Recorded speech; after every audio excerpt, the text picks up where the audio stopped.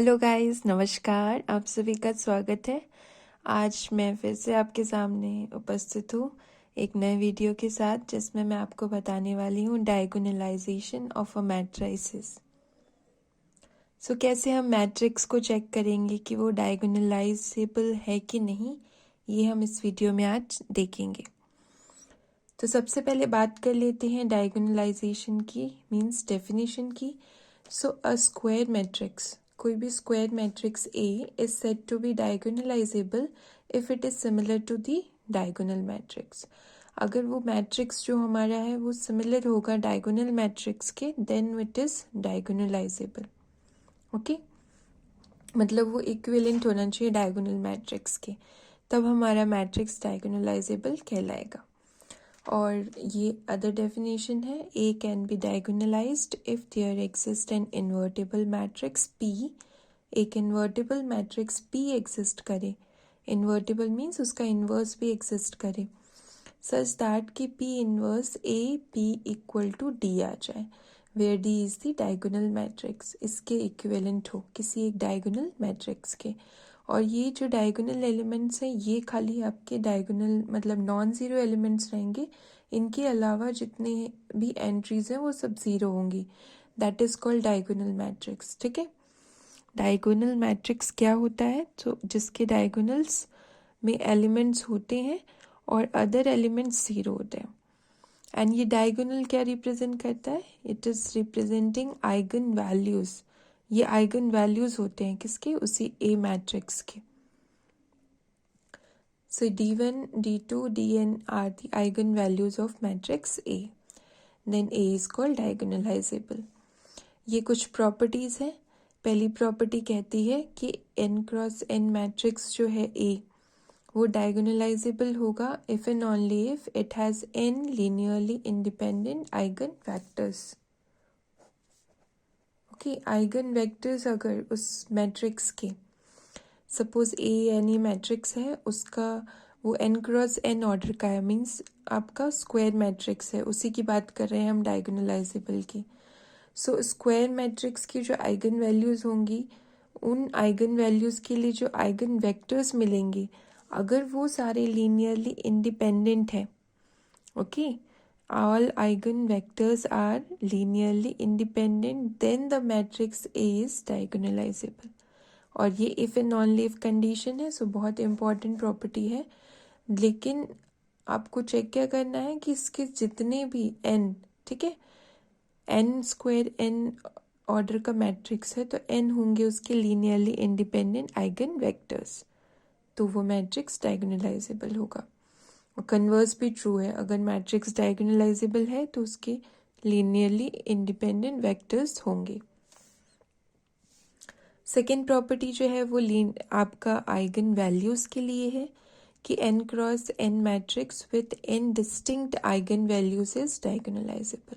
लेकिन ये if and only if condition नहीं है, स्ट्रॉन्ग कंडीशन नहीं है, इसमें सिर्फ अगर आपकी आइगन वैल्यूज डिस्टिंक्ट हैं सारी की सारी, मतलब आपका मैट्रिक्स अगर n क्रॉस n ऑर्डर का है तो n और n आइगन वैल्यूज मिलेंगी और सारी डिस्टिंक्ट होनी चाहिए, अलग अलग होनी चाहिए, तब आपका मैट्रिक्स डायगोनलाइजेबल होगा।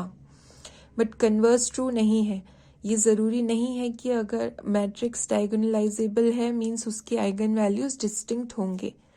इट इज़ नॉट इम्पॉर्टेंट, ठीक है, ये ज़रूरी नहीं है, क्योंकि बस आपका मतलब ऐसा है कि अगर आइगन वैल्यूज डिस्टिंक्ट हैं तो वो डायगोनलाइजेबल होगा मैट्रिक्स।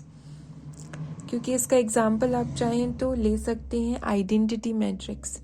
आइडेंटिटी मैट्रिक्स आप जानते हैं, डायगोनल आइडेंटिटी मैट्रिक्स ले लीजिए, या फिर ठीक है आइडेंटिटी मैट्रिक्स ले लेते हैं। आप जानते हैं कि वो डायगोनलाइजेबल होता है, ठीक है, कांस्टेंट मैट्रिक्स, आइडेंटिटी मैट्रिक्स, ये सब डायगोनलाइजेबल होते हैं। और आइडेंटिटी मैट्रिक्स की आइगन वैल्यूज हमेशा क्या मिलती हैं? 1, और सेम 1 1 होती है ना। तो आप देखिए वहाँ पर आइगन वैल्यूज डिस्टिंक्ट नहीं है लेकिन मैट्रिक्स डायगोनलाइजेबल है, ठीक है।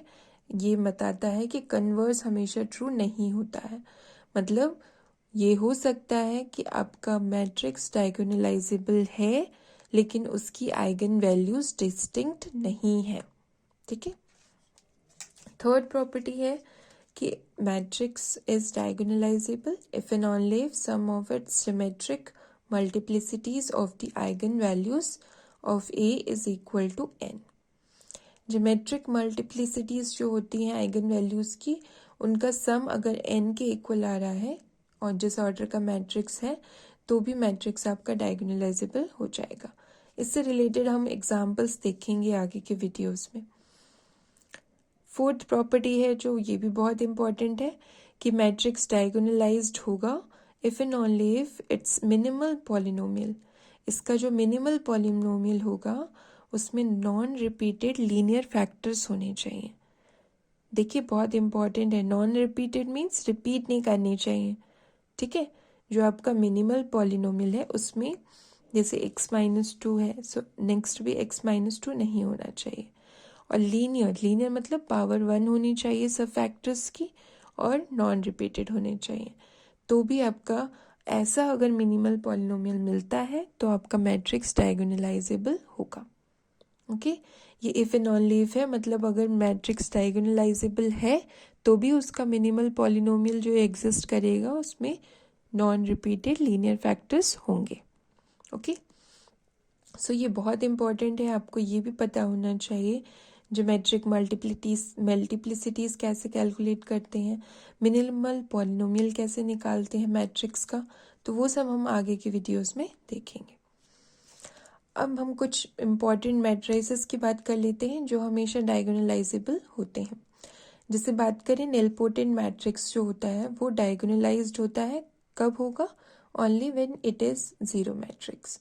आप जानते हैं जीरो मैट्रिक्स निलपोटेंट मैट्रिक्स होता है, इसलिए वो खाली एक केस है जब निलपोटेंट मैट्रिक्स डायगोनलाइज्ड होगा। सो यहाँ लिखा है nilpotent matrix is diagonalised if and only if it is a zero matrix. Second property कहती है कि आइडम्पोटेंट मैट्रिक्स भी हमेशा डायगोनलाइज्ड होते हैं। थर्ड कहती है इनवॉलेंट्री मैट्रिक्स भी डायगोनलाइज्ड होते हैं। फोर्थ कह रही है कि कांस्टेंट मैट्रिक्स डायगोनलाइज्ड होते हैं। एंड फिफ्थ है कि रियल सिमेट्रिक मैट्रिक्स, जो आपका सिमेट्रिक मैट्रिक्स होगा मीन्स ए ट्रांसपोज इक्वल ए, उसकी अगर एंट्रीज रियल हैं, ओनली रियल होनी चाहिए, कॉम्प्लेक्स नहीं होनी चाहिए, तब वो मैट्रिक्स हमेशा डायगोनलाइज्ड होगा। मतलब सिमेट्रिक मैट्रिक्स जिसकी सारी एंट्रीज रियल होती हैं वो डायगोनलाइज्ड होता है। सो ये कुछ एग्जांपल्स भी कह सकते हैं आप। ठीक है। ये कुछ एग्जांपल्स भी हो सकते हैं डायगोनलाइज्ड मैट्रिक्स के, जिसमें आता है idempotent matrix, involutory matrix, constant matrix और रियल सिमेट्रिक मैट्रिक्स।